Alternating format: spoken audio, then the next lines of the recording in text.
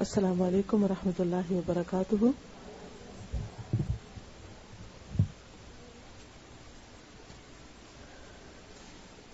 نحمده ونصلي على رسوله الكريم، اما بعد فاعوذ باللہ من الشیطان الرجیم، بسم اللہ الرحمن الرحیم۔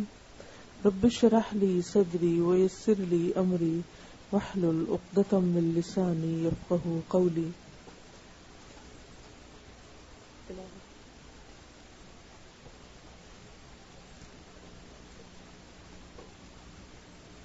اللہ صلی اللہ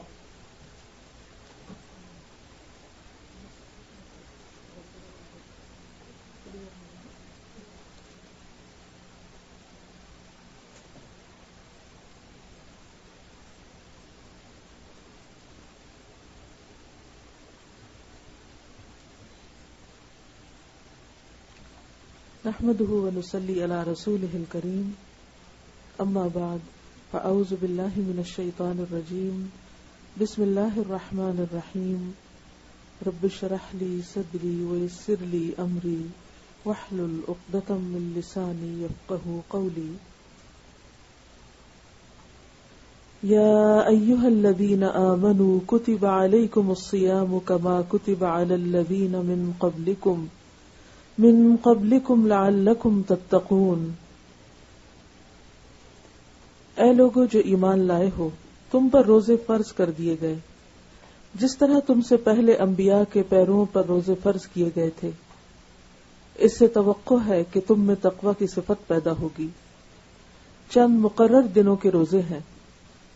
اگر تم میں سے کوئی بیمار ہو یا سفر پر ہو تو دوسرے دنوں میں اتنی ہی تعداد پوری کر لے، اور جو لوگ روزہ رکھنے کی قدرت رکھتے ہوں پھر نہ رکھیں تو وہ فدیہ دیں۔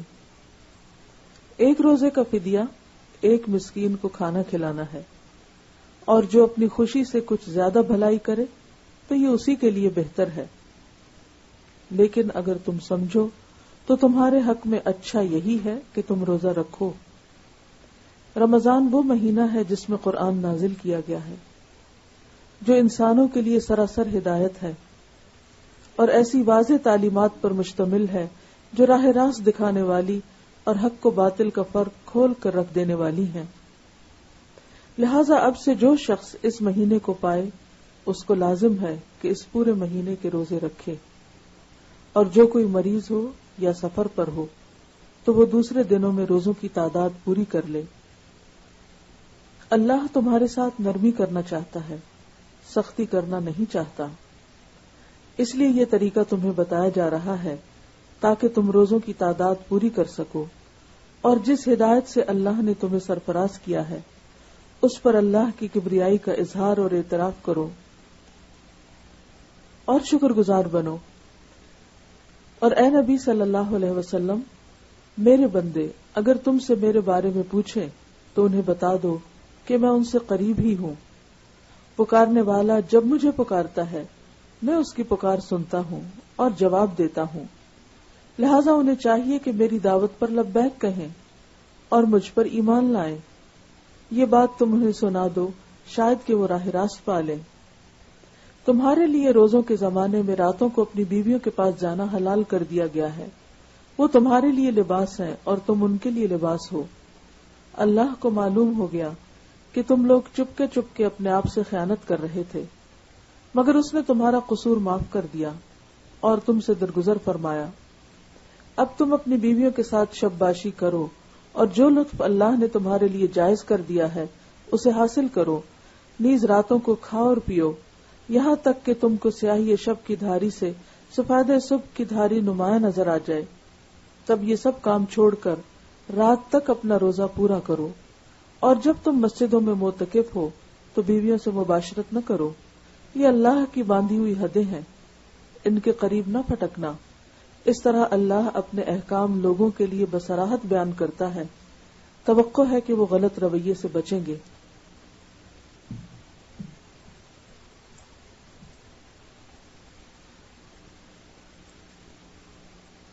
الحمدللہ، اللہ کا بہت احسان ہے کہ اس نے پھر ہمیں رمضان کے قریب لا پہنچایا ہے۔ ہمیں پھر ایک بار مہلت ملی ہے اللہ کا قرب حاصل کرنے کی، تقوی کی کیفیات سے دوچار ہونے کی، اللہ کو راضی کرنے کی، اپنے گناہوں کی معافی مانگنے کی۔ اب یہ ہم پر ہے کہ ہم اس موقع سے کس طرح فائدہ اٹھاتے ہیں، اس وقت کو کیسے استعمال کرتے ہیں۔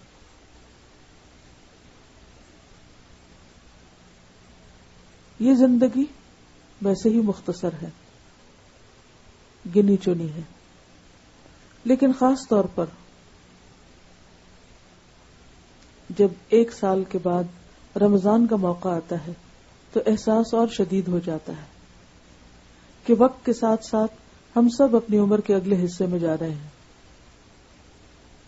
جب جسمانی طاقت اور قوت کم ہوتی چلی جاتی ہے، اور پھر اس بات کی بھی خبر نہیں کہ کب تک ہمیں مزید یہ مواقع میسر ہوں گے۔ لہذا جیسے زندگی کا ہر دن ہمیں آخری دن سمجھ کر گزارنا چاہیے، اسی طرح اس رمضان کو بھی آخری رمضان سمجھ کر گزاریں۔ اگر اللہ سبحانہ وتعالی اگلے سال پھر موقع دے دے تو یہ سراسر اس کی عنایت اور رحمت ہوگی، ہمارا حق نہیں۔ جس طرح صرف اس کی رحمت اور اس کی عنایت کی وجہ سے ہمیں رمضان نصیب ہو رہا ہے، اسی طرح صرف اس کی رحمت ہمیں مزید مواقع دے سکتی، لیکن اس موقع کو غنیمت سمجھیے اور ایک ایک دن کو بھرپور طریقے سے استعمال کیجیے کہ کوئی بھی لمحہ ضائع نہ ہونے پائے۔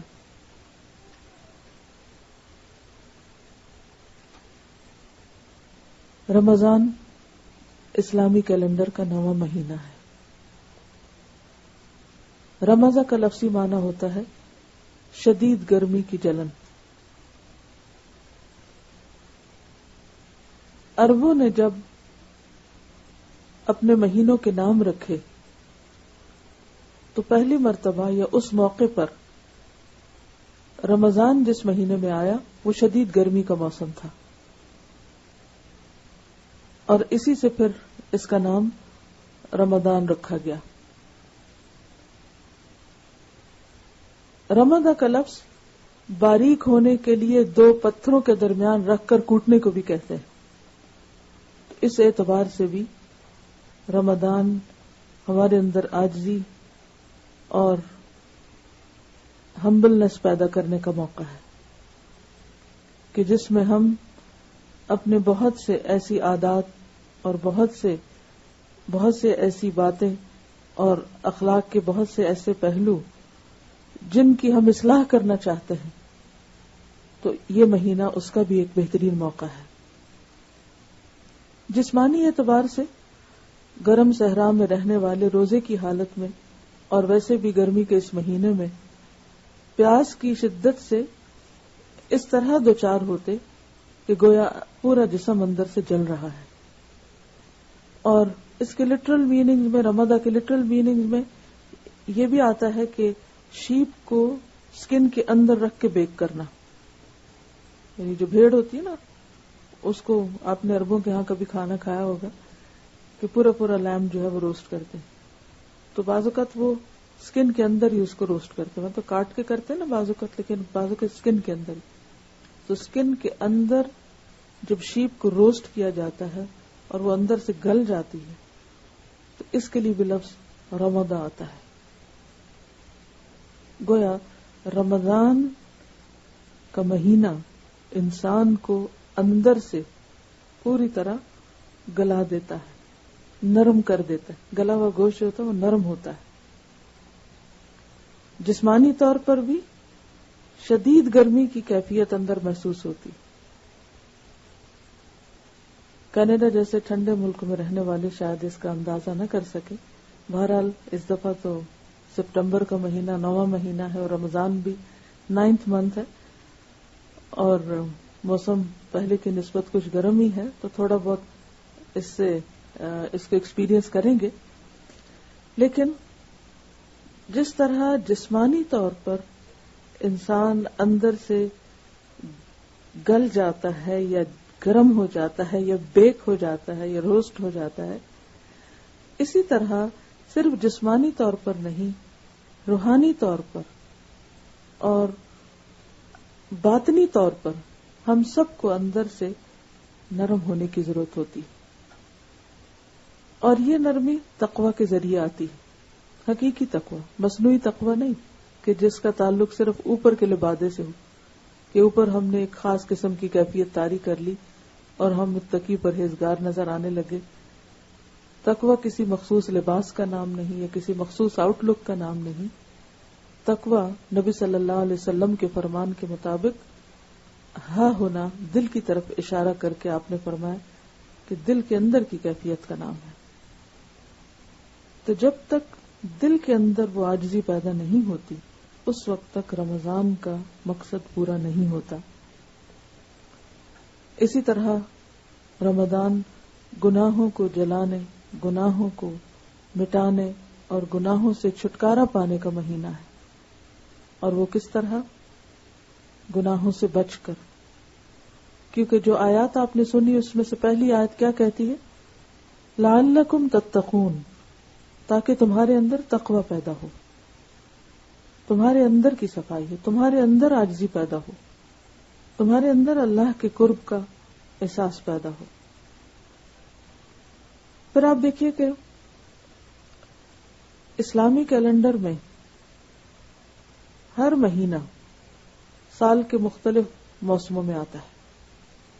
یعنی شمسی کیلنڈر کے اعتبار سے ہجری کیلنڈر جو ہے وہ ہر سال 10 دن کم ہو جاتا ہے، جس کی وجہ سے یعنی ہجری کیلنڈر کم ہو جاتا ہے شمسی کے مقابلے میں، جس کی وجہ سے عبادات کے جو مہینے ہیں وہ ہمیشہ ایک موسم میں نہیں آتے، بلکہ ان کا موسم تبدیل ہوتا رہتا ہے.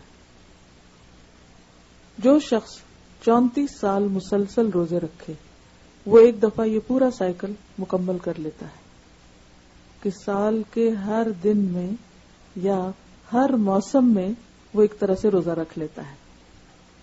مثلا اگر کسی پر روزے سپٹمبر میں فرض ہوئے تو آئندہ 34 سال بعد وہ پھر سپٹمبر میں روزے رکھے گا، اور اس طرح 34 سالوں میں گویا اس نے شمسی کیلنڈر کے سارے مہینوں میں روزے رکھ لیے. اور یہ خوبصورتی ہے اسلامی کیلنڈر کی. اگر شمسی کیلنڈر استعمال ہوتا اور مثلا رمضان جو ہے وہ یا روزے رکھنے کی فرضیت جنوری کے مہینے میں ہوتی تو ہم کیا کرتے؟ ہمیشہ سردیوں میں ہی روزے آتے. ٹھیک ہے، سردیوں میں روزے آنے سے ہمیں ایک سہولت تو ضرور ہو جاتی ہے کہ جلدی وقت گزر جاتا ہے، لیکن جو خوبصورتی اور جو مزہ اس تبدیلی میں ہے کہ انسان جس طرح سال کے باقی حصوں میں باقی موسموں کو انجوائے کرتا ہے اور مختلف تبدیلیوں کے ساتھ اس کے اندر کام کرنے کا بھی مختلف طریقے پر مختلف کام کرنے کا جذبہ پیدا ہوتا ہے، اسی طرح ہر رمضان اپنے اندر تبدیلی کی وجہ سے یعنی موسمی تبدیلی کی وجہ سے اپنے اندر ایک الگ خوبصورتی رکھتا ہے، اس کا ایک الگ احساس ہوتا ہے، اس سے انسان کے جذبات مختلف طرح کے ہوتے ہیں. اس لیے جس بھی موسم میں روزہ ہو اس موسم کو اللہ کی طرف سے آئے ہوئے ایک حکم اور اس حکم کی حکمت کے ساتھ خوشی سے اس کا استقبال کریں. ڈرنا نہیں شروع کریں، کیونکہ عام طور پہ ہم ڈرنے لگتے ہیں اس دفعہ تو بہت لمبا روزہ ہوگا اور اس وقت تو بہت گرمی ہوگی اور پتہ نہیں پیاس کے مارے کیا حال ہوگا، اور اب تو ہم بہت سی بیماریوں کا شکار ہو گئے ہیں، تو کیا خیال ہے ہم پر کوئی رخصت تو نہیں ہم کسی رخصت کے اہل نہیں ہو سکتے کہ کسی طرح ہمیں چھٹی مل سکے. نہیں، اس کی بجائے آپ یہ سمجھیں کہ جس رب نے ہم پر یہ روزے فرض کیے ہیں، کیونکہ اس آیت کے شروع میں آتا ہے نا، یا ایھا الذین آمنوا کتب علیکم الصیام کما کتب علی الذین من قبلکم تو یہ جو روزے فرض کیے گئے ہیں اور پھر رمضان میں فرض کیے گئے، کیونکہ شہر رمضان الذی انزل فیہ القرآن، تو رمضان کے مہینے میں جو فرضیت ہوئی تو اس کے پیچھے خاص حکمت ہے.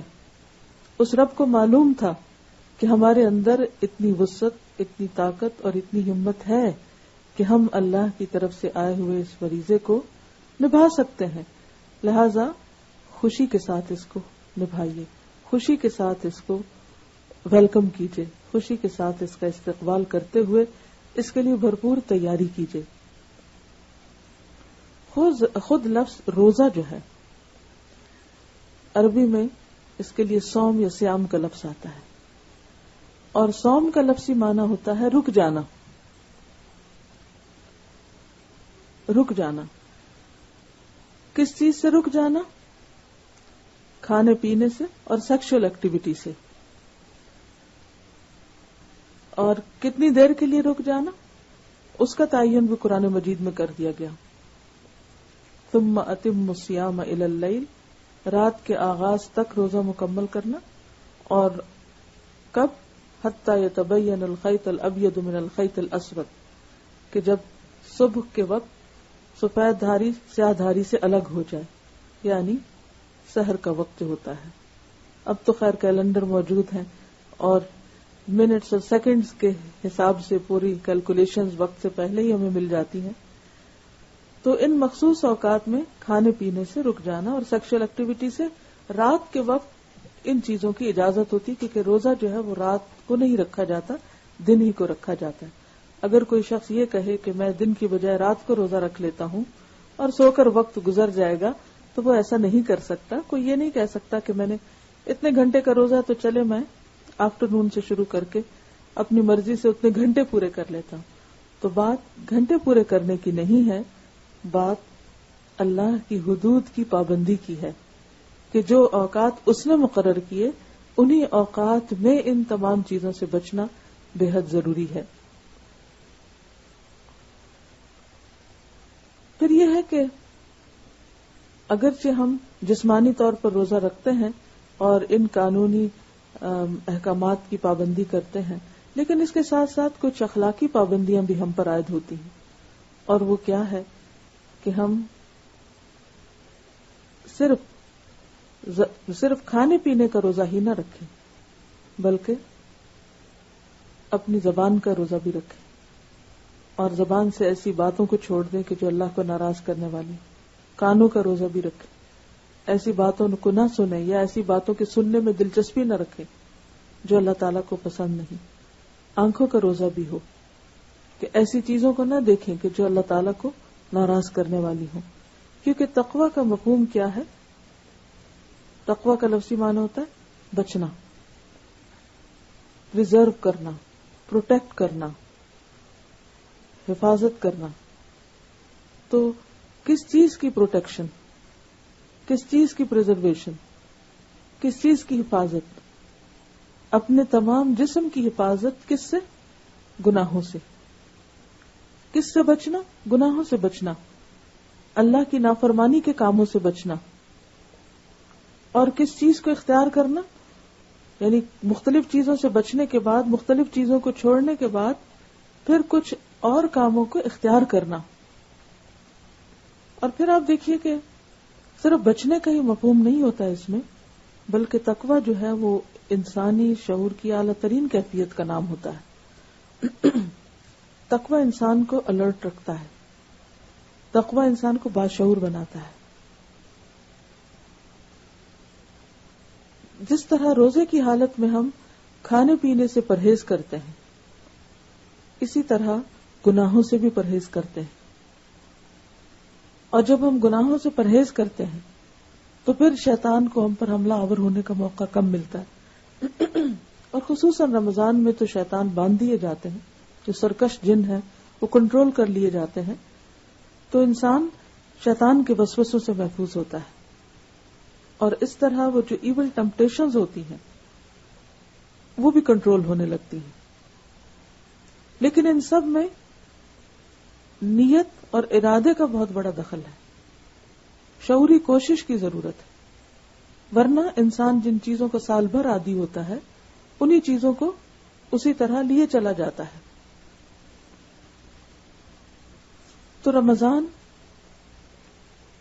جو اللہ تعالیٰ کے قرب حاصل کرنے، گناہوں سے بچنے کا مہینہ ہے. صرف بچنا ہی نہیں بلکہ نیکیوں کو اختیار کرنے کا مہینہ بھی ہے، زیادہ سے زیادہ نیکیاں کرنے کا وقت بھی ہے. زیادہ سے زیادہ نیکیوں میں سب سے بڑی نیکی تو بذات خود روزہ رکھنا ہے. کیونکہ اگر کوئی شخص رمضان کے مہینے میں قرآن بھی پڑھ رہا ہے، صدقہ خیرات بھی کر رہا ہے، لوگوں کے روزے بھی کھلوا رہا ہے، عمرہ بھی کر رہا ہے، لیکن روزہ نہیں رکھ رہا کہ یہ میرے لیے بڑا مشکل ہے، میں سب کچھ کر سکتا ہوں، اپنے کھانے پینے پہ کنٹرول نہیں کر سکتا یا اپنی نفسانی خواہشات پہ کنٹرول نہیں کر سکتا، تو اس کی باقی ساری عبادات اس فائدے کی نہیں رہتی. نفلی عبادت فرض کا درجہ نہیں لے سکتی یا فرض کو کمپنسیٹ نہیں کر سکتی. یعنی کوئی شخص یہ نہیں کہہ سکتا کہ میں سارا دن قرآن پڑھوں گا لیکن روزہ نہیں رکھوں گا. نہیں، روزہ فرض عبادت ہے. جو 5 بیسک پلرز آف اسلام ہیں ان میں سے ایک بنیادی ستون ہے دین کا. جو شخص جان بوجھ کر روزہ چھوڑے وہ اللہ تعالی کا نافرمان ہے اور کبیرہ گناہ کا مرتکب ہوتا ہے. اس میں ہماری اپنی کوئی چوائس نہیں، الا یہ کہ کوئی شخص بیمار ہو یا سفر پر ہو، جیسے کہ آپ نے اس آیت میں سنا. اسی لیے ہم دیکھتے ہیں کہ روزہ اگر کسی بیماری یا سفر کی وجہ سے قضا ہو جائے تو اس کی قضا رکھنا بھی لازم ہے. ہم دیکھتے ہیں کہ حضرت عائشہ رضی اللہ تعالی عنہا کہتی ہیں کہ میں رمضان سے پہلے اپنے پچھلے روزے قضا رکھ لیتی تھی. شعبان کے مہینے میں وہ اپنے قضا روزے پورے کر لیتی تھی. بعض اوقات ایسا ہوتا ہے کہ رمضان کے فوراً بعد بھی ایک ٹیمپو بنا ہوتا ہے، تو انسان کے جب رمضان میں روزے چھوٹتے ہیں تو وہ ساتھ ہی رکھ لیتا ہے، سفر کی وجہ سے، بیماری کی وجہ سے یا خواتین اپنی مخصوص حالت کی وجہ سے. لیکن اگر اس وقت نہ رکھ سکے تو نیکسٹ رمضان سے پہلے ان کو رکھ لینا چاہیے.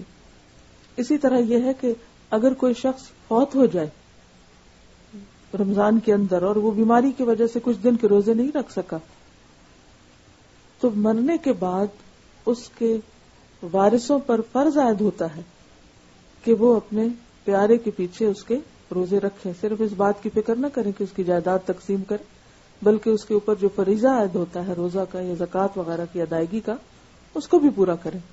ہاں، اگر یہ کہ کوئی بھی نہ مانے تو پھر اس کے چھوڑے ہوئے مال میں سے پہلے ان روزوں کی قضا دے دی جائے، یعنی ان کا فدیہ ادا کر دیا جائے.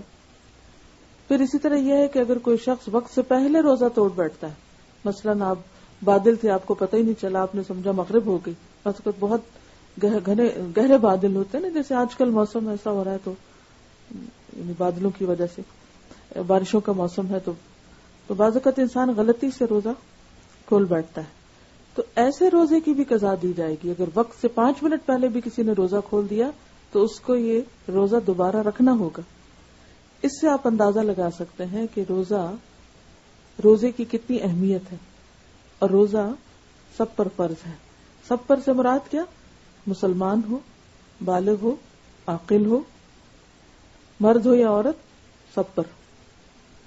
ہاں، بچوں پر فرض نہیں، لیکن عادت کے لیے ان کو رکھوایا جا سکتا ہے کہ عادت پڑے ان کو اور سب کے ساتھ اس میں شریک ہوں. اور ویسے بھی کہ صبر لاتا ہے روزہ، تو ان کے اندر بھی ایک پیشنس ڈیولپ ہوگا.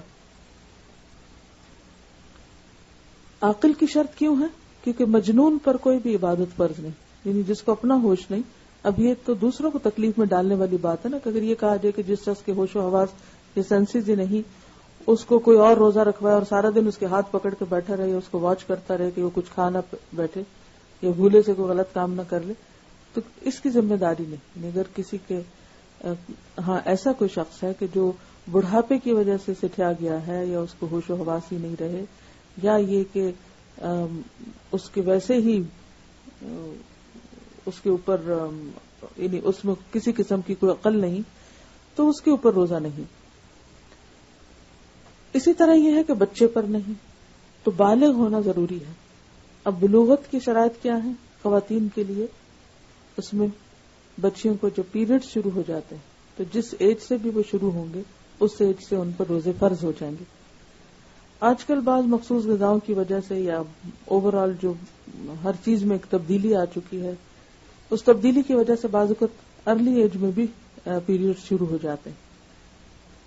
لیکن اس کا یہ مطلب نہیں کہ ابھی روزے فرض نہیں ہوئے اور 15 سال کی عمر کا انتظار کیا جائے، کیونکہ ہمارے یہاں ایک بات یہ بھی مشہور ہے کہ جب 15 سال کی لڑکی ہوگی تو پھر روزے فرض ہوں گے.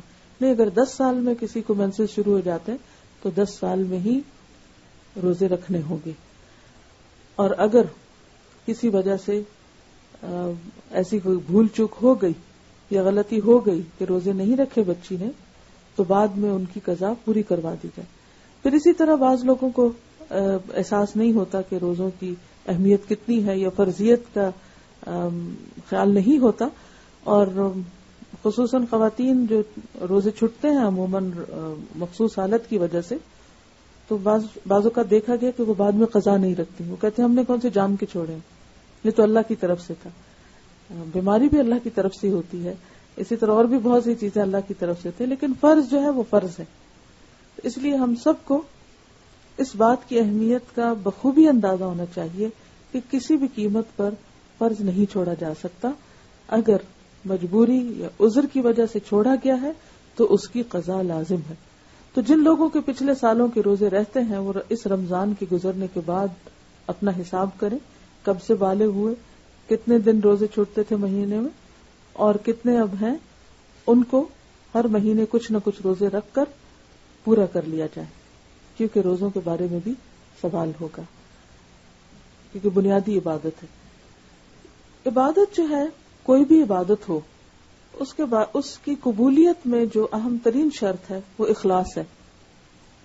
قرآن پاک میں اللہ تعالیٰ فرماتے ہیں وَمَا أُمِرُوا إِلَّا لِيَعْبُدُوا اللَّهَ مُخْلِصِينَ لَهُ الدِّينَ وَمَا أُمِرُوا، اور نہیں وہ حکم دیے گئے، إِلَّا مگر لِيَعْبُدُوا اللَّهَ کہ وہ اللہ کی عبادت کرے، مخلصین لہ الدین، دین کو اسی کے لیے خالص کرتے ہوئے. لہذا جب کوئی شخص روزہ رکھے تو اس کے لیے بے حد ضروری ہے کہ وہ صرف اور صرف اللہ کے لیے رکھے، خالص نیت کے ساتھ. دکھاوا یا کسی سے تعریف چاہنا یا کوئی دنیاوی فائدہ اس میں مد نظر نہ ہو، یعنی کوئی شہرت کی طلب نہ ہو کہ فلاں شخص جو وہ بڑا صوام اور قوام ہے، بہت زیادہ روزے رکھتا ہے یا بہت زیادہ راتوں کو جاگتا ہے تو بڑا متقی اور پرہیزگار ہے، یا اپنی کسی دینداری کے اظہار یا اپنی کسی نیکی اور تقوی کی ریاکاری کے لیے، دکھاوے کے لیے روزے نہ ہوں. اور روزہ جو ہے وہ خاص طور پر آپ دیکھیں کہ جب ہم کہتے ہیں نا کہ اللہ کے لیے ہے، تو اللہ سبحانہ و تعالیٰ بھی ایک حدیث قدسی میں فرماتے ہیں کہ الصوم لی وانا اجزی بہ، کہ روزہ میرے لیے ہے اور میں خود اس کی جزا دوں گا. کیونکہ یہ ایک ایسی عبادت ہے کہ جو اللہ اور بندے کے درمیان ہے، یعنی کسی دوسرے کو یہ نہیں پتا ہوتا کہ ہم روزے سے ہیں یا نہیں. ایون رمضان میں بھی کوئی شخص یہ نہیں کہہ سکتا کہ سب کا روزہ ہے. ہو سکتا ہے کہ وہ ظاہر روزہ ہو اور اندر سے نہ ہو. تو الصوم لی وانا اجزی بہ، روزہ میرے لیے ہے اور میں خود اس کی جزا دوں گا. اگرچہ ہر چیز کی جزا اللہ ہی دے گا، لیکن مطلب اس کا یہ ہے کہ باقی نیکیوں کی جزا بتا دی گئی کہ ایک کے بدلے میں 10، من جاء بالحسنۃ فلہ عشر امثالھا، جو ایک نیکی لایا اس کے بدلے اس کے لیے 10 نیکیاں ہیں. یا یہ کہ بعض کے بدلے میں 70 اور بعض کے بدلے میں 100 اور 700 تک کی بات بھی کی گئی. مثلا جو لوگ اللہ کے راستے میں اپنا مال خرچ کرتے ہیں ان کو 700 تک کی بشارت دی گئی. لیکن روزے کی کتنی جزا ہے، کتنے گنا اس کا ثواب ملے گا، کیا اس کو حاصل ہوگا قیامت کے دن؟ یہ قیامت کے دن ہی کھلے گا. اور پھر آپ دیکھیے کہ ہر روزے میں بھی فرق ہے. یعنی یہ نہیں کہ ہم نے ایک دفعہ اخلاص سے شروع میں نیت کر لی کہ ہم اللہ کے لیے خالص کریں گے اور پھر ہم خالص ہی رہیں گے. کسی وقت بھی خلل آ سکتا ہے نیت میں، کسی وقت بھی کوالٹی گھٹ سکتی ہے، گر سکتی ہے. لہذا بے حد ضروری ہے کہ ہم ہر روز شعوری نیت کریں، پورے شعور کے ساتھ اس کو رکھیں کہ میرا روزہ میرے رب کے لیے، کسی اور کے لیے نہیں ہے. میں اگر بھوکا ہوں تو میرے رب کے لیے، میں پیاسا ہوں تو اپنے رب کے لیے، میں اپنی دیگر خواہشات کو کنٹرول کیے ہوں تو اپنے رب کے لیے، اور اس کی جزا مجھے اپنے رب ہی سے چاہیے. اور اس کے لیے پھر آپ دیکھیے کہ جب آپ کو جزا رب سے چاہیے نا، تو پھر آپ یہ نہیں بولیں گے ہائے گرمی لگ رہی ہے، ہائے بہت تھک گئے ہیں، ہائے پیاس لگ رہی ہے. بچوں والی حرکتیں نہیں ہوں گی پھر. کہ اگر آپ بچوں کو جیسے روزہ رکھواتے نا، تو بچے کیا کرتے ہیں، ہر تھوڑی دیر کے بعد آپ پوچھتے اچھا کب کھلے گا. تو پھر اس صورت میں آپ کیا کریں گے؟ صبر. کیونکہ روزہ رمضان جو ہے وہ شہر الصبر بھی ہے، صبر کا مہینہ. اور صبر کون سا اچھا ہوتا ہے؟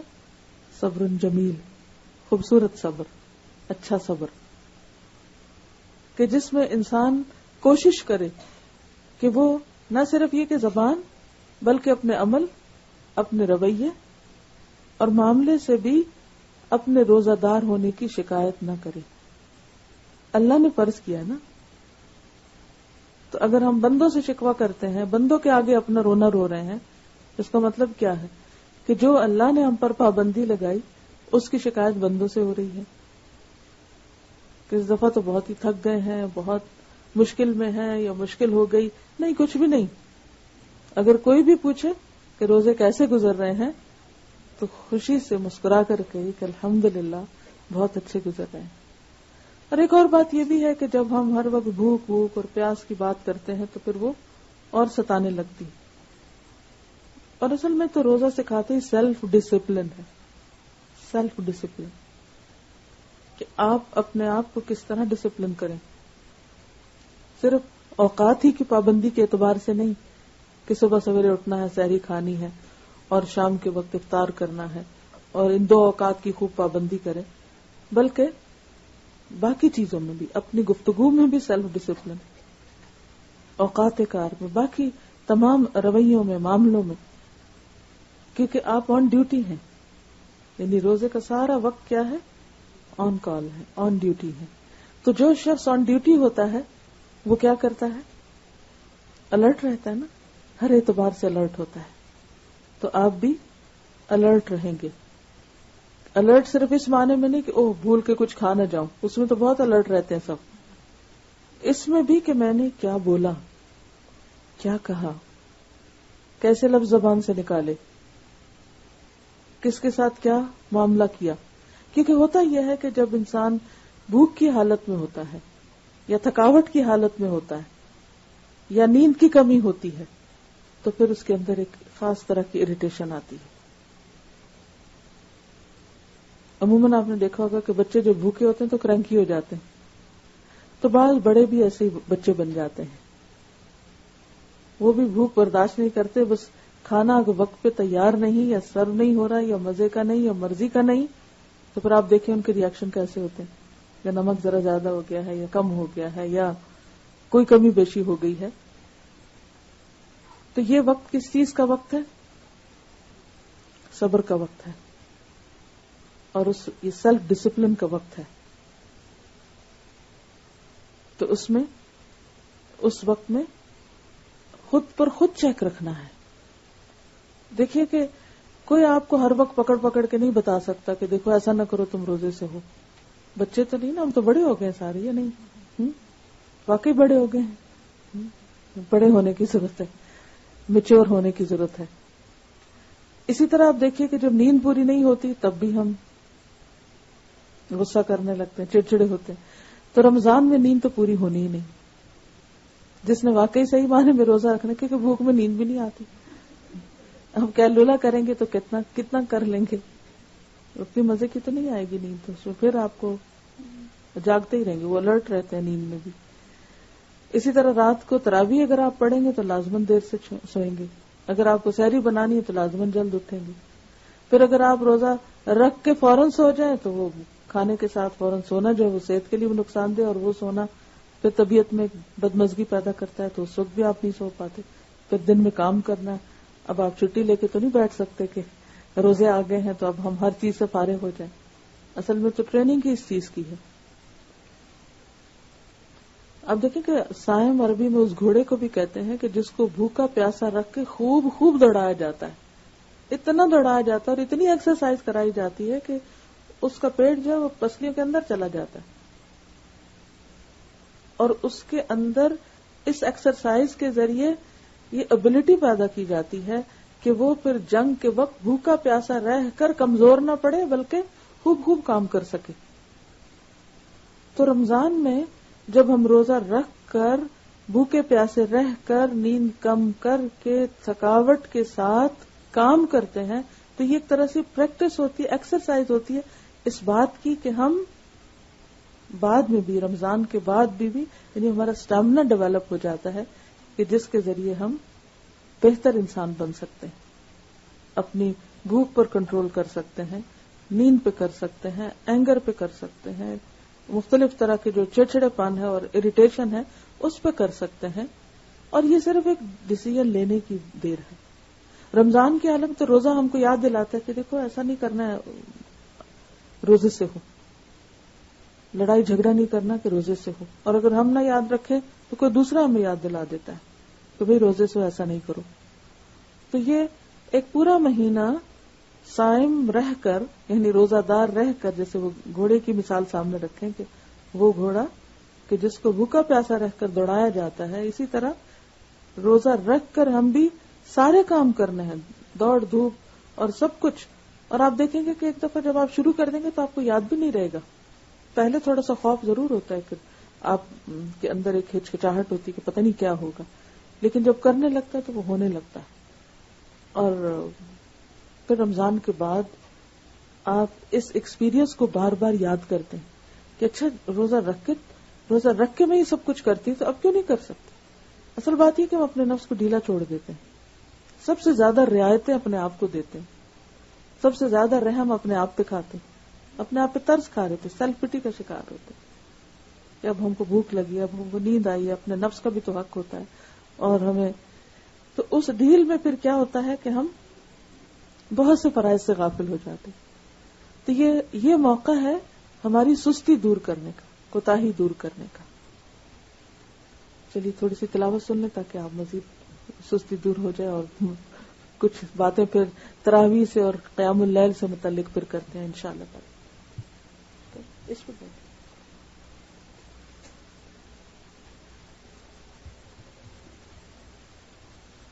یہاں تک کر لینا.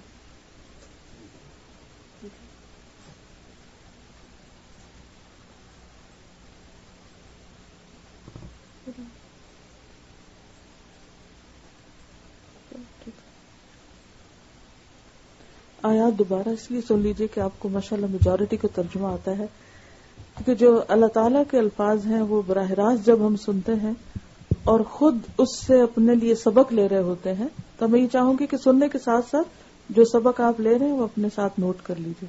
ٹھیک ہے, چلیے.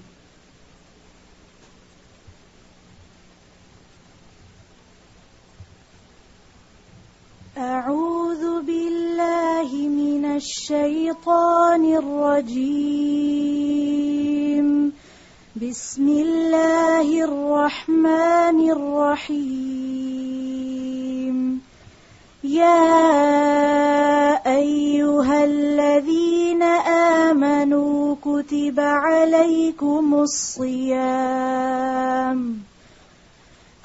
عليكم الصيام كما كتب على الذين من قبلكم لعلكم تتقون. أياما معدودات. فمن كان منكم مريضا أو على سفر فعدة من أيام أخر.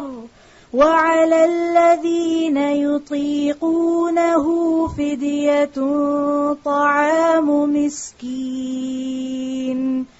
فمن تطوع خيرا فهو خير له. وَأَن تَصُومُوا خَيْرٌ لَكُمْ إِن كُنتُمْ تَعْلَمُونَ شَهْرُ رَمَضَانَ الَّذِي أُنزِلَ فِيهِ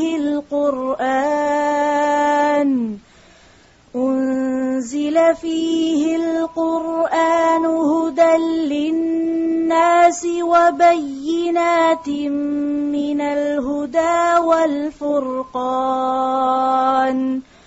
فَمَن شَهِدَ مِنكُمُ الشَّهْرَ فَلْيَصُمْهُ وَمَن كَانَ مَرِيضًا أَوْ عَلَى سَفَرٍ فَعِدَّةٌ مِّنْ أَيَّامٍ أُخَرَ يُرِيدُ اللَّهُ بِكُمُ الْيُسْرَ وَلَا يُرِيدُ بِكُمُ الْعُسْرَ وَلِتُكْمِلُوا الْعِدَّةَ وَلِتُكَبِّرُوا اللَّهَ عَلَى مَا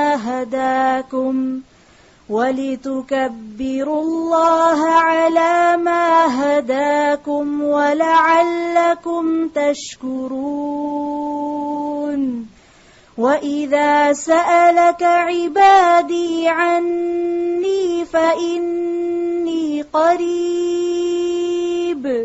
أُجِيبُ دَعْوَةَ الدَّاعِ إِذَا دَعَانِ فَلْيَسْتَجِيبُوا لِي وَلْيُؤْمِنُوا بِي لَعَلَّهُمْ يَرْشُدُونَ.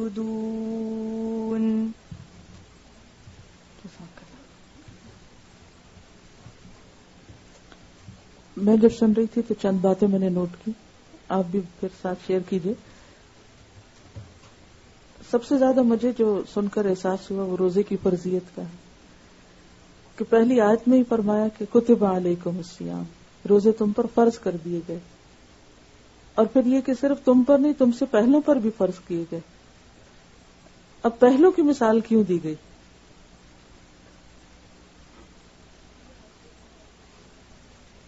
اب دیکھیے کہ جب ہم پر کوئی پابندی لگتی ہے نا تو ہمیں مشکل نظر آتی. فرضیت کا کیا مطلب؟ کہ پابندی ہے، تمہیں ایسا کرنا ہوگا. لیکن انسان کا نفس جو ہے وہ پابندیوں سے گھبراتا ہے، پابندیاں قبول نہیں کرنا چاہتا. لیکن جب انسان کو مثال دے کے سمجھایا جاتا ہے کہ دیکھو یہ صرف تم پر نہیں، تمہارے بڑے بہن بھائی پر بھی یہ پابندی ہے یا اس پہ بھی لگی تھی، تو پھر انسان کے لیے اس پابندی کو سہنا آسان ہو جاتا ہے. جب انسان دیکھتا ہے کہ اچھا اور لوگ بھی اس میں اسی طرح بندھے ہوئے ہیں تو پھر اپنی پابندی مشکل نہیں لگتی. تو اللہ سبحانہ وتعالی نے کتنے زبردست حکیمانہ طریقے سے ہمیں روزے کی فرضیت کا احساس دلایا. اللہ تعالیٰ یہ بھی کہہ سکتے تھے کہ تم پر روزے فرض ہیں لہذا روزے رکھو، کیونکہ آگے جا کے کہا فَلْيَصُمْ، لیکن شروع میں کیا کہا؟ یعنی کتنا انسانی نفسیات کا خیال رکھا گیا اور کتنے حکمت کے ساتھ بات آگے بڑھائی گئی کہ دیکھو تم رکھو، مشکل نہیں، کوئی نئی بات نہیں، پہلے لوگ بھی رکھتے رہے ہیں، تم بھی رکھ سکو گے. اور ان روزوں کے رکھنے میں دراصل تمہارا ہی فائدہ ہے، اور وہ فائدہ کیا ہے کہ تمہارے اندر تقوی پیدا ہوگا. پھر آپ دیکھیے کہ ایک اور طریقے سے سمجھایا گیا کہ پابندی تو ہے لیکن چند دن کی ہے، تھوڑی سی ہے. یعنی ایک اور انداز سے پھر اس معاملے کو ہلکا کیا گیا. آپ جب کسی کو ڈسپلن کرتے ہیں یا کسی کو پابندی لگاتے ہیں یا کسی کو کسی خاص وقت کے لیے روک رکھتے ہیں تو آپ کہتے ہیں تھوڑی دیر کی تو بات ہے. جیسے آپ دیکھیں نا کہ ڈاکٹر جب آپ مثلاً آپ کو کوئی پٹی لگا رہے ہوں یا کوئی ٹریٹمنٹ کر رہے ہوں یا کوئی آپ کسی تکلیف دہ عمل سے گزر رہے ہوں، مثلاً آپ میں سے جو خواتین ماں بن چکی ہیں تو جو ڈلیوری کا وقت بالکل قریب آتا ہے تو ڈاکٹر کیا کہتے ہیں؟ تھوڑی دیر کی تو بات ہے، تو سبھی تو مشکل حل ہو جائے گی. تو اسی طرح اگر تمہیں روزے رکھنے انتہائی مشکل بھی لگ رہے ہیں، اس پابندی سے تم گھبرا بھی رہے ہو، تو تھوڑی دیر کی بات ہے، ایام معدودات، چند دن گنتے گنتے 10 10 گزر گئے، پتہ بھی نہیں چلے گا، اس لیے مت گھبراؤ۔ پھر آپ دیکھیے کہ فرضیت ہی کی بات کے رکھنے ضروری ہیں، اگر نہیں رکھ سکو اس حال میں کہ تم مثلا انتہائی بوڑھا انسان ہے کہ جو کبھی دوبارہ اس کی ہمت ہی نہیں ہوگی، ایسا بیمار کہ جسے کبھی صحت کی امید ہی نہیں، تو اس کے لیے بھی کیا ہے، تو پھر اس کا فدیہ دو۔ فدیہ کیوں؟ تاکہ تمہیں یہ احساس ہو کہ یہ تمہاری ڈیوٹی تھی جو تم نے پوری نہیں کی، تو اس کو فدیہ کے ذریعے کمپنسیٹ کرو، اسے کمپنسیٹ کرو۔ اور پھر اس کا بھی فدیہ کیا بتائے گا؟ کھانا کھلانا، کیونکہ روزے میں سب سے بڑی چیز جسے ہم چھوڑتے ہیں وہ کھانا پینا ہے۔ کچھ بھی اور بتایا جا سکتا تھا، لیکن کیا کہا؟ جو کھانا خود کھاتے ہو وہ کسی اور کو کھلا دو۔ یہ نہیں کہا کہ خود نہ کھاؤ اور کسی اور کو کھلا دو، خود تو کھا ہی رہے ہو لیکن کسی اور کو کھلاؤ، کیونکہ خاص طور پر انسان کو بھوک کے تجربے سے گزارنا ہوتا ہے۔ تو پھر دوسرے کو کھانا کھلانا کیا ہے کہ لیسر درجے میں بھوک کا ایکسپیرینس، خود روزہ رکھنے میں بگر ایکسپیرینس ہے، بڑا ایکسپیرینس ہے بھوک کے مرحلے سے گزرنے کا۔ اور جب کسی کو کھانا کھلاتے ہیں تو کب کھلاتے ہیں؟ جب یہ احساس ہوتا ہے کہ دوسرا بھوکا ہے۔ اور یہاں کس کو کھانا کھلانے کے لیے کہا جا رہا ہے؟ مسکین کو، کہ وہ ضرورت مند ہے، اسے کھانا چاہیے، اسے کھانا کھلاؤ۔ تو مقصد پھر وہ پورا ہوتا ہے، خود بھوکے رہ کر بھی مقصد پورا ہوتا ہے اور بھوکے کو کھلا کر بھی پورا ہوتا ہے۔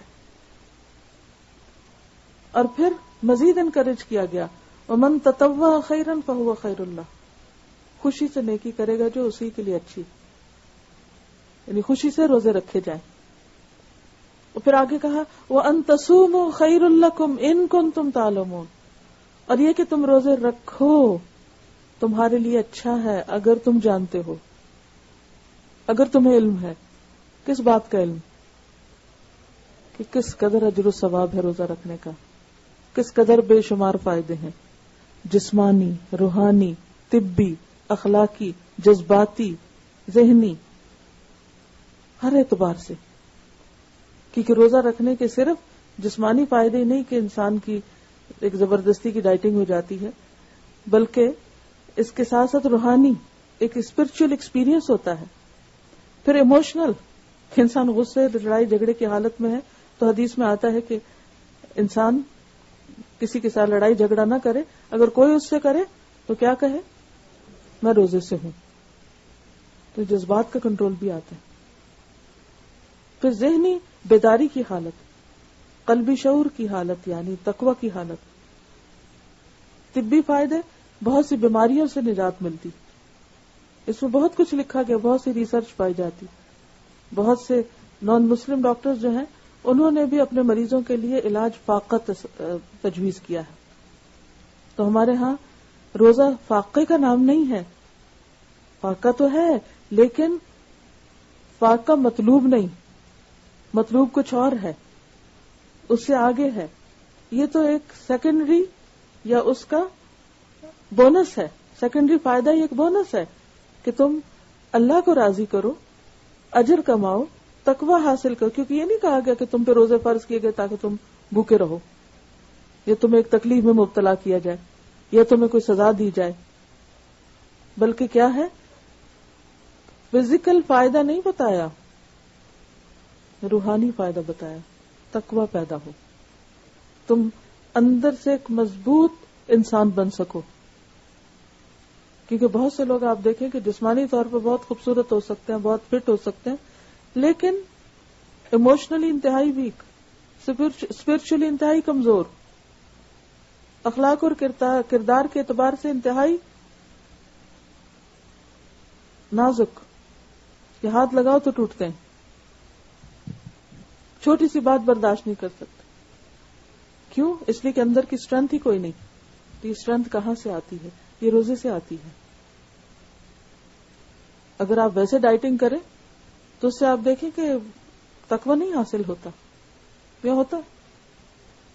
کیونکہ مقصود ہی نہیں تقویٰ، نیت اور ارادہ ہی نہیں کچھ وہ پانے کی. تو بھوکا رکھ کے تمہیں بھوکا رکھنا مقصود نہیں، تمہیں سزا دینا مقصود نہیں، تکلیف دینا مقصود نہیں، تمہارے اندر انسانیت کا اعلیٰ درجہ پیدا کرنا مقصود ہے، تمہیں انسانیت کے اعلیٰ درجے تک پہنچانا مقصود ہے، تمہارے درجات بلند کرنا مقصود ہے، تمہیں گناہوں سے پاک کرنا مقصود ہے، تمہارے بوجھ ہٹانا تم سے مقصود ہے تاکہ تم ایک بہتر انسان بن سکو. اب دیکھیے کہ انسان جو ہے یہ بون اور فلیش کا نام نہیں، گوشت ہڈی کا نام نہیں. انسان کو اللہ نے فوقیت دی اس کی عقل کی وجہ سے، اس کے شعور کی وجہ سے. تو تقویٰ کیا ہے؟ شعور کی اعلیٰ ترین کیفیت. تو روزہ کیا پیدا کرتا ہے؟ شعور کی اعلیٰ ترین کیفیت کہ جس میں انسان انتہائی سینسیبل بنتا ہے، عقل مند بنتا ہے، اپنے اوپر کنٹرول کر سکتا ہے. یعنی طاقتور ترین انسان کون ہے؟ کہ جو خود کو کنٹرول کر سکے، جو سیلف کنٹرول کر سکے، سیلف ڈسپلن جس کے اندر ہو. اور یہ ساری کیفیات روزے ہی سے پیدا ہوتی ہیں. پھر آپ دیکھیے کہ یہ جو بات ہے نا وَأَن تَصُومُوا خَيْرٌ لَكُمْ، یہ تمہارے حق میں اچھا ہی اچھا ہے. بعض چیزیں انسان کو ناپسند ہوتی ہیں. اب بھوکا پیاسا رہنا کسی کو بھی پسند نہیں، چاہے وہ کوئی کسی بیماری کی وجہ سے رہ رہا ہو یا کوئی ڈائٹنگ کی وجہ سے یا کسی دنیاوی فائدے کے لیے. لیکن اللہ تعالیٰ کہتے ہیں کہ اسی میں تمہاری بھلائی ہے، کیونکہ تم کسی صرف دنیاوی وقتی مقصد کے لیے نہیں کر رہے، تم اللہ کی خاطر کر رہے ہو. تم بیچ میں خدا کو لے کر آئے ہو. تم چیٹ نہیں کرتے کسی. آپ نے دیکھو کہ بہت سے ڈائٹرز چیٹنگ کرتے ہیں، ڈائٹنگ کرتے ہوئے اور وہ منع کرتے رہتے ہیں کہ دیکھیں اگر آپ چیٹنگ نہیں کریں گے تو آپ کو فائدہ ہوگا، لیکن کہیں نہ کہیں پھسل جاتے ہیں، کنٹرول نہیں کر پاتے. لیکن وہ کون سی قوت ہے کہ جو روزے کی حالت میں آپ کو اتنا پرفیکٹ کنٹرول سکھاتی ہے؟ صرف اللہ کی حاضر ناظر ہونے کا احساس ہے کہ جس میں آپ قطرے کی بھی چیٹنگ نہیں کرتے کہ قطرے ہی پانی حلق سے نیچے لے جائیں. تو اس سے زیادہ تقویت کی بات اور کون سی ہوگی؟ پھر آپ دیکھیے کہ آگے شہر رمضان الذی انزل فیہ القرآن کے بعد پھر کہا ومن شہد منکم الشہر فلیصم. کتنی تاکید ہے. تم میں سے جو کوئی اس مہینے کو پائے اسے چاہیے کہ روزہ رکھے. کتب علیکم الصیام، پھر کما کتب علی الذین من قبلکم، پھر ایاما معدودات، پھر تطوع خیرا تصوموا خیرا لکم، پھر من شہد منکم الشہر فلیصم. بار بار تکرار ہے. اور پھر یرید اللہ بکم اليسر ولا یرید بکم العسر. اللہ تمہارے لیے آسانی چاہتا ہے، مشکل نہیں چاہتا، مشقت نہیں چاہتا. ہم سمجھتے ہیں کہ آسانیاں حاصل کرنے میں آسانی ہوگی. نہیں، اگر آسانیاں ہوں زندگی، اب تو آپ اردو شعر بھی بھول گئے. کیا کہا ہے شاید نے؟ اگر آسانیاں ہوں زندگی دشوار ہو جائے. جتنی سہولتیں زیادہ ہوتی ہیں، جتنی آسانیاں ہوتی ہیں، اتنی زندگی دشوار ہو جاتی ہے. جتنی گاڑیاں بن گئی اتنی ٹریفک زیادہ ہو گئی. تو دشواری ہو گئی یا آسانی ہو گئی؟ جہاں آسانی ہوئی وہاں دشواری بھی ہو گئی. جتنے اپلائنسز زیادہ بن گئے ہیں اتنے ہی کچن زیادہ اسٹفڈ ہو گئے ہیں.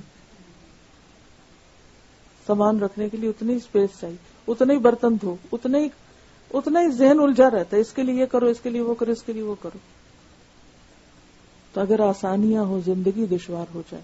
لیکن جہاں کہیں مشکل ہوتی ہے مشکلوں سے کبھی نہ گھبرائیں. ان مع العسر یسرا، ان مع العسر یسرا. تو اوپر سارا کہا کہ روزہ رکھو، روزہ رکھنے میں مشکل مشقت، کہا یرید اللہ بکم اليسر ولا یرید بکم العسر. کیوں؟ ایک تو روزہ رکھنے سے آسانی ہے کہ انسان ہلکا پھلکا ہو جاتا ہے، اس کے اندر ایک قوت آ جاتی ہے، اور قوت اور اسٹرینتھ کے ذریعے بہت سی آسان. پھر اگر نہیں رکھ سکتا انسان یا روزے یا سفر کی حالت میں، اس کے بعد یہ بات فرمائی گئی. تو اس میں بھی کیا ہے کہ انسان کو اللہ سبحانہ وتعالیٰ نے آلٹرنیٹ دیا ہے کہ تم بعد میں رکھ لینا. یہ نہیں کہا کہ رکھو نہیں، رکھ لینا، روزہ پھر رکھنا ہے. اسی میں آسانی ہے کیونکہ سال میں اپنی گنتی پوری، کیونکہ اگلی آیت میں فرمایا وَلِتُكْمِلُوا الْعِدَّةَ، گنتی پوری کرو. گنتی پوری کرنا مقصود ہے. چاہے رمضان کے اندر پوری کرو اور چاہے بیماری کی وجہ سے رمضان میں پوری نہیں کر سکے تو سال بھر میں پوری کرو. اس میں خاص حکمت ہے کہ پورے مہینے کے روزے رکھنے، کیونکہ پورے مہینے پورے سال کے اندر جسم کو جتنا وقفہ چاہیے فوڈ سے پرہیز کرنے کا یا مختلف ایکٹیویٹی سے جو ممنوع ہے سال میں، وہ ضروری ہے. اس سے انسان کی صحت، اخلاق، کردار، شخصیت، ہر چیز پر اثرات پڑتے ہیں. کوئی آپ میں سے اس سلسلے میں کچھ کہنا چاہے گا؟ جی آپ فرمائیے.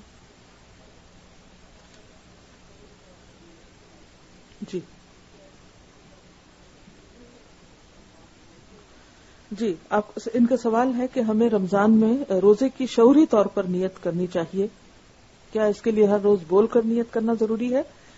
جہاں تک روزے کی نیت کا تعلق ہے تو حدیث میں آتا ہے نبی صلی اللہ علیہ وسلم نے فرمایا من لم یجمع الصیام قبل الفجر فلا صیام له، جس نے فجر سے پہلے روزے کی نیت نہ کی اس کا روزہ نہیں. تو فجر سے پہلے یعنی سحری کے وقت روزے کی نیت کر لینی چاہیے یا ایک رات پہلے. لیکن یہ کہیں نہیں فرمایا کہ نیت بول کے کرنی چاہیے، کیونکہ نیت دل کے ارادے کا نام ہوتا ہے. اب اگر آپ سحری کے وقت اٹھے ہیں تو کیا کرنے اٹھے؟ جی آپ کی کوئی نیت نہیں روزہ رکھنے کی؟ نیت نہیں تو سوئے رہیں گے، نیت ہے تو اٹھیں گے نا. تو بس یہی نیت ہوتی ہے. چاہے آنکھ نہیں بھی کھلی، بعض اوقات ایسا بھی ہوتا ہے نا کہ آپ اتنے تھکے ہوئے ہوتے ہیں کہ آپ نہیں اٹھ پاتے. تو اس کا کیا مطلب ہے کہ اب روزہ ہی نہ رکھا جائے، کیونکہ ہم نے تو بولی نہیں تھی نیت. بولنا شرط نہیں ہے. رات کو آپ یہ سوچ کے سوئے تھے کیا کہ ہم اٹھیں گے روزہ رکھیں گے، تو بس آپ نہیں اٹھ سکے تو سوتے ہوئے بھی آپ کی نیت برقرار رہی اور وہی کافی ہو گئی. تو اللہ سبحانہ وتعالیٰ نے ہمیں کسی ایسی مشقت میں نہیں ڈالا. اور یہ جو دعا پڑھی جاتی ہے نا وَبِصَوْمِ غَدٍ نَوَيْتُ مِن شَهْرِ رمضان، تو میں رمضان کے کل کے روزے کی نیت کرتا ہوں. اب یہ لوگ پڑھ رہے ہوتے ہیں سحری کھانے کے وقت اور کہہ رہے ہیں کل کے روزے کی. بھئی آج کا پھر کیا ہوگا؟ یہ مسنون الفاظ نہیں ہے، نبی صلی اللہ علیہ وسلم سے ثابت نہیں ہے. یہ بعد میں کسی نے بنایا اور بیچارے کو میری جیسی عربی ہوگی یہ بھی نہیں پتا کہ آج کے لیے کیا عربی میں لفظ استعمال ہوتا ہے. تو گرامیٹیکلی بھی جی آج کے کچھ بھی پڑھنے کی ضرورت نہیں. دل کا نیت کہتے ہیں دل کے ارادے کو. ہاں یہ جو اس کے آخر میں آپ نے آیت پڑھی نا وَإِذَا سَأَلَكَ عِبَادِي عَنِّي فَإِنِّي قَرِيبٌ أُجِيبُ دَعْوَةَ الدَّاعِ إِذَا دَعَانِ فَلْيَسْتَجِيبُوا لِي وَلْيُؤْمِنُوا بِي لَعَلَّهُمْ يَرْشُدُونَ، کہ جب میرے بندے آپ سے میرے بارے میں پوچھے تو بتا دیجئے میں قریب ہی ہوں، میں مانگنے والے کی دعا کا جواب دیتا ہوں. انہیں چاہیے کہ وہ بھی میری بات مانے اور مجھ پر اعتماد کریں تاکہ وہ ہدایت پائیں. تو اس سے یہ پتہ چلتا ہے کہ رمضان کے بعد کے ساتھ ساتھ دعا کی بات بھی کی گئی، اور رمضان شروع ہوتے ہی دعاؤں کا سلسلہ شروع ہو جاتا ہے، ایکسٹرا دعاؤں کا. اور اس میں خاص طور پر جو ہی آپ چاند دیکھیں، پتہ نہیں دیکھیں گے بھی یا نہیں، دیکھنے کا اہتمام کرنا چاہیے. نہ نظر آئے تو اور بات ہے، کیونکہ رمضان شروع ہی چاند دیکھنے سے ہوتا ہے. نبی صلی اللہ علیہ وسلم نے فرمایا اذا رأیتم الہلال فصوموا واذا رأیتموہ فافطروا فان غم علیکم فصوموا 30 یوما. صحیح مسلم کی روایت ہے. رمضان کا چاند دیکھ کر روزہ رکھو اور شوال کا چاند دیکھ کر افطار کرو، اور اگر مطلع ابر آلود ہو یعنی بادل وغیرہ ہو تو 30 روزے پورے کر لو. یعنی شعبان کے بھی 30 دن کر لو، اور اگر رمضان کے آخر میں بھی نہیں چاند دکھا اور بادل ہیں تو روزے 30 پورے کر لو، اگلے دن عید کر لو. تو جو ہی ہم چاند دیکھیں تو کیا پڑھیں؟ اللہم اہللہ علینا بالیمن والایمان والسلامت والاسلام ربی وربک اللہ. یا اللہ ہم پر یہ چاند امن و ایمان، سلامتی اور اسلام کے ساتھ طلوع فرما. اے چاند میرا اور تیرا رب اللہ، یعنی میں تجھے نہیں پوچھ رہا، تیرا رب بھی اللہ اور میرا رب بھی اللہ ہے. تو اس وقت جب چاند کو دیکھ کر دعا پڑھتے تو چاند سے دعا نہیں کر رہے ہوتے بلکہ اللہ سے دعا کر رہے ہوتے ہیں. یہ دعائیں ہم نے الگ سے چھاپ دی ہیں، آپ یہاں سے اگر اویلیبل ہیں آج تو لے جائیے.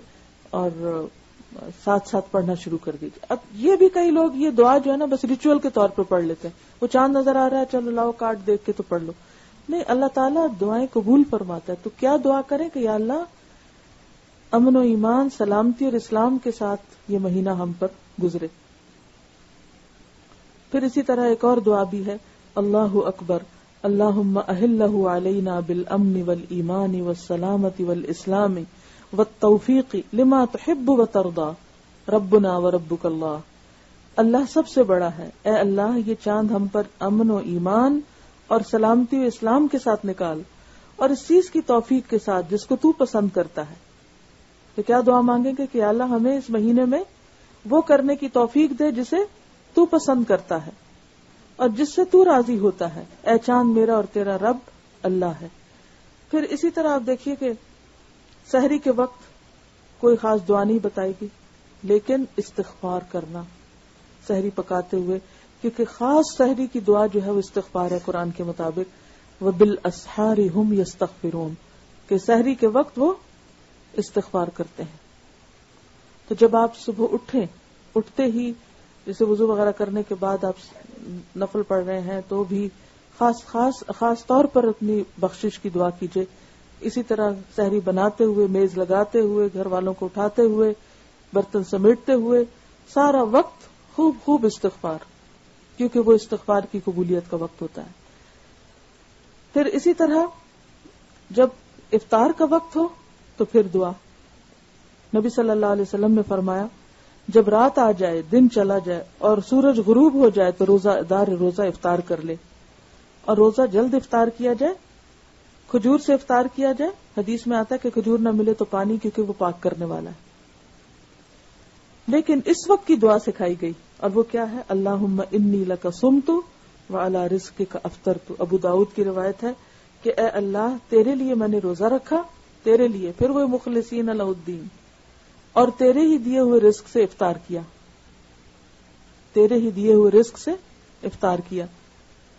اور پھر پانی وانی پی کے جب آپ اٹھے نماز کے مغرب کے لیے تو ساتھ یہ دعا پڑھیں, ذهب الظمأ وابتلت العروق وثبت الاجر انشاء اللہ. پیاس ختم ہوئی, رگیں تر ہو گئی, اور روزے کا ثواب انشاءاللہ پکا ہو گیا. یعنی اللہ تعالیٰ سے اچھا گمان رکھیں. اور اگر آپ کسی کے ہاں روزہ افطار کریں یا کسی نے آپ کے ہاں کچھ بھیجا ہے اور ان کے دی ہوئی کھجور یا کسی بھی چیز سے آپ روزہ افطار کر رہے ہیں تو ان کے لیے بھی دعا کریں. افطر عندکم الصائمون واکل طعامکم الابرار وصلت علیکم الملائکہ. روزہ دار تمہارے ہاں روزہ افطار کرتے رہیں, کیونکہ روزہ افطار کرانے کا بہت بڑا اجر و ثواب ہے. نیک لوگ تمہارا کھانا کھاتے رہیں اور فرشتے تمہارے لیے دعائیں کرتے رہیں. یہ کتنی خوبصورت دعا ہے, اور اس کو بھی شعور کے ساتھ مانگنا چاہیے. کس کے لیے؟ جو روزہ کھلوائے اس کے لیے. پھر اسی طرح افطار کے وقت کی عام دعائیں بھی قبول ہوتی ہیں. تو روزہ افطار ہونے سے تھوڑی دیر پہلے گھر والوں کے ساتھ اگر آپ بیٹھے ہیں, بچوں کو بھی بٹھا لیں اور اپنے لیے دعائیں کریں ان سارے امور میں جن کے بارے میں آپ پریشان رہتے ہیں. اور ہماری پریشانیاں زیادہ کون سی؟ دنیاوی. تو صرف دنیا نہیں, آخرت کو بھی یاد کریں. وَمِنَ النَّاسِ مَن يَقُولُ رَبَّنَا آتِنَا فِي الدُّنْيَا حَسَنَةً وَفِي الْآخِرَةِ حَسَنَةً وَقِنَا عَذَابَ النَّارِ. دنیا کے علاوہ آخرت کی بھلائیاں بھی مانگے, اچھی موت مانگے, قبر کی روشنی مانگے, جنت مانگے, جہنم سے پناہ مانگے, آسان حساب مانگے یا بے حساب کی جنت مانگے. تو یہ تمام چیزیں جو ہیں یہ مانگنے کی ہیں. اسی طرح اپنے علاوہ دوسروں کے لیے دعائیں مانگے, اپنی اولاد کے لیے مانگے, والدین کے لیے مانگے, بہن بھائیوں کے لیے, تمام مسلمانوں اور تمام انسانوں کے لیے مانگے کہ اللہ تعالیٰ سب کو ہدایت دے. پھر اسی طرح یہ ہے کہ قرآن پاک پڑھنا, اور خصوصی طور پر رات کے وقت, رات کی عبادت تراویح میں خود پڑھیں یا کسی امام کے پیچھے پڑھیں. نیت کر لیں کہ پورے رمضان میں تراویح نہیں چھوڑنی. تھکے ہوئے بھی ہیں, بیٹھ کے پڑھیں, کھڑے ہو کے پڑھیں, لیکن آپ نے نیت کر لی نا تو اللہ تعالیٰ آپ کے لیے آسانی پیدا کر دے گا. اور خصوصی طور پر آخری 10 راتیں, اس میں زیادہ تر توجہ. حدیث میں آتا ہے جب رمضان کا آخری عشرہ شروع ہوتا تو رسول اللہ صلی اللہ علیہ وسلم عبادت کے لیے کمر بستہ ہو جاتے, راتوں کو جاگتے اور گھر والوں کو بھی جگاتے. اور خصوصی دعا آخری عشرے کی، لیلۃ القدر کی، اللہم انک عفو تحب العفو فاعف عنی. اور پھر اگر اللہ توفیق دے تو اعتکاف، اور اعتکاف کیا ہے؟ تنہائی کی عبادت. لیکن افسوس یہ کہ لوگ اب معتکف میں بھی لیپ ٹاپ اور سیل فون لے کے بیٹھ جاتے ہیں. یہ اعتکاف کی روح کے بالکل خلاف ہے. اعتکاف کیا جاتا ہے سب سے کٹ کے الگ ہو کے عبادت کرنے کا نام اعتکاف. اور اگر انسان وہاں بھی سب کو ساتھ لے بیٹھے، کہیں چیٹ کر رہا ہے اور کہیں باتیں کر رہا ہے اور کہیں، تو یہ کیا مقصد ہے؟ یعنی ایک طرف آپ لوگوں سے ہٹ کے بیٹھیں کہ ہم اپنے رب سے باتیں کریں گے، اور پھر وہاں بیٹھ کے لوگوں سے ہی باتیں ہو رہی ہیں، تو یہ درست نہیں. پھر اسی طرح جس کو توفیق ہو وہ رمضان میں عمرہ بھی کرے، کیونکہ نبی صلی اللہ علیہ وسلم نے رمضان میں عمرے کا ثواب حج کے برابر بتایا. جی نہیں تو نیت تو کر لیں، پہلے سے سوچ لیں، نہیں ہم تو کر ہی نہیں سکتے، اور دعا کرنی چاہیے اللہ تعالیٰ کروا دے. کیا مشکل ہے، اس کے بلانے سے ہی ہوتا ہے نا. جی تو یہ چند باتیں تھیں رمضان سے متعلق.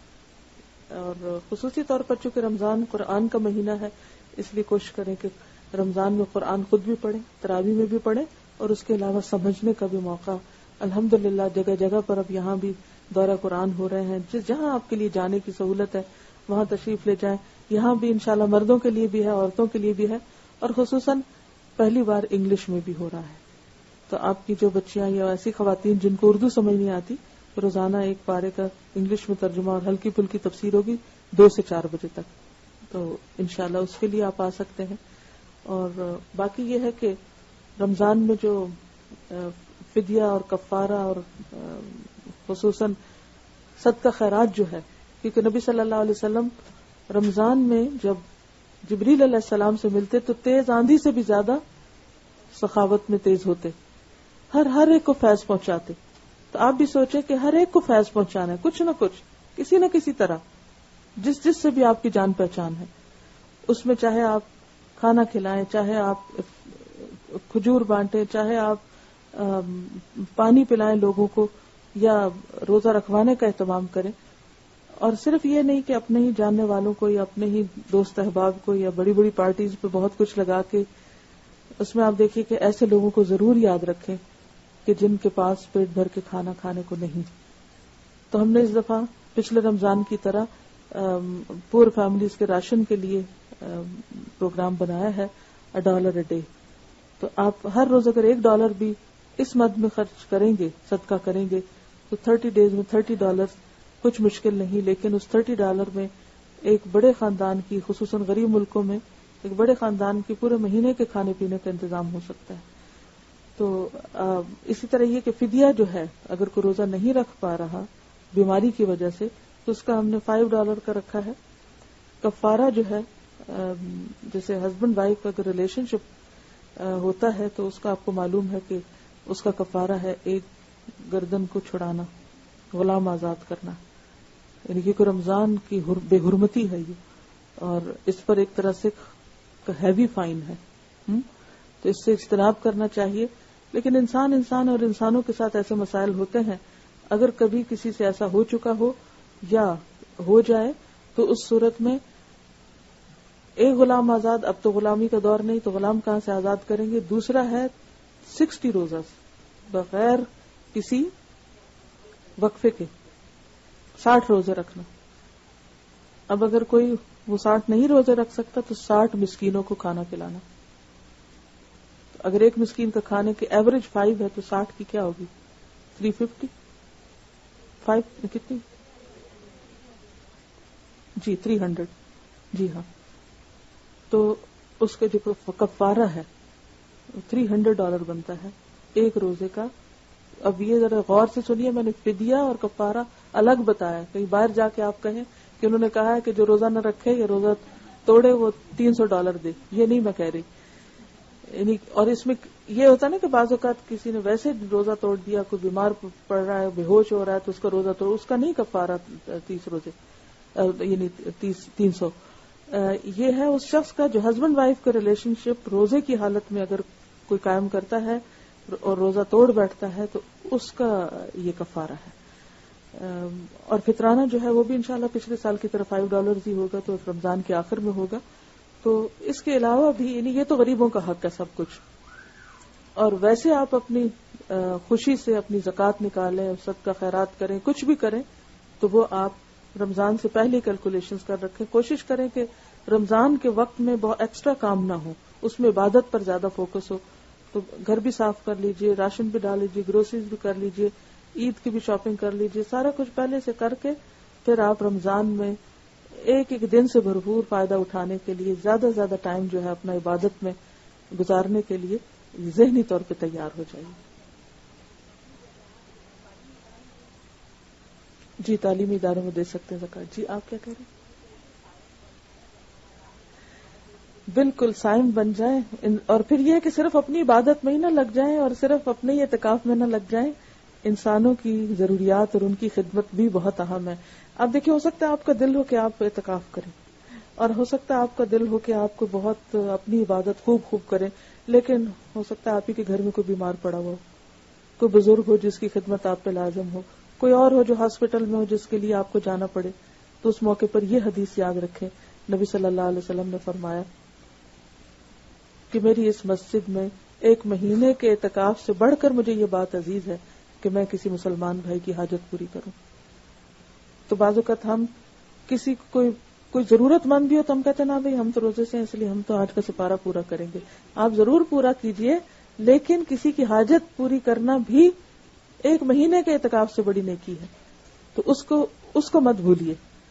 لیکن اس کا یہ مطلب نہیں کہ انسان پھر اپنے نفس کو راحت دے کے چلو ادھر ادھر باتیں کر کے ادھر جاؤ ادھر جاؤ، سیر تفریح یہ بڑی نیکی کے کام کر رہے ہیں اور عبادت کو متاثر کریں. نہیں، آپ جاتے ہوئے راستے میں گاڑی میں CD لگا لیجئے، سنتے جائیے، جہاں موقع ہو قرآن پاک کا نسخہ ساتھ رکھیے، پڑھتے جائیے، دعاؤں کی کتابیں اپنی ساتھ رکھیے، ادھر ادھر سے نکال کر اگر نہیں مل رہی تو اپنا ہی لے کر رکھ کے، تاکہ مخصوص وقت میں کتاب ہی نہ ڈھونڈنے بھاگتے رہیں اور اتنے میں روزہ کھل جائے اور آپ کی دعائیں رہ جائیں. اور کیونکہ اتنی زبانی تو یاد نہیں، ہر چیز اپنا کچن کے اندر ٹیپ ریکارڈر، کیسیٹس، گاڑی کے اندر CDs، کیسیٹ، صفائی وغیرہ گاڑی کی بھی، پھر اسی طرح باقی کتابیں، دعاؤں کی، نماز مصلی کے قریب کہاں پڑھنا ہے، کیا کرنا ہے، سب کچھ پلاننگ پوری امیجنیشن کے ساتھ صبح سے شام تک کی کر لیجئے، تاکہ جب پہلے دن سے ہی فائدہ اٹھے. یہ نا 10 دن تو چیزیں ڈھونڈنے میں گزار دیں ہم، تو ایک ایک دن کا فائدہ اٹھانا ہے. تو اللہ تعالیٰ ہم سب کا مددگار ہو. وآخر دعوانا ان الحمدللہ رب العالمین. چونکہ آج الحمدللہ مردوں کا ختم قرآن ہے تو میں چاہوں گی کہ آپ سب مسجد میں تشریف لے جائیے، اور اگر کسی کو وہاں بیٹھنے میں مشکل ہو تو ہم یہاں اسپیکر کھول دیتے ہیں تو وہ کرسی پر بیٹھ کے یہاں بھی سن سکتے ہیں. ورنہ یہ ہوتا ہے کہ مجلس اور گیدرنگ کے قریب ہونا زیادہ بہتر ہے، تو وہاں آپ مسجد تشریف لے جائیے. جی آپ کچھ پوچھ رہے ہیں؟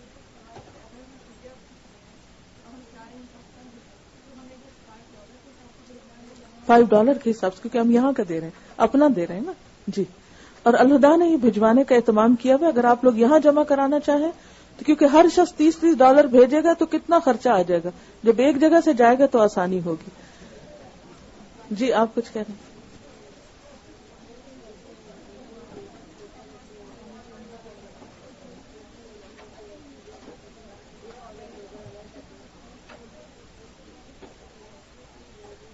کفارہ دے دے اس کا. جی ہاں بالکل بالکل. وعلیکم السلام.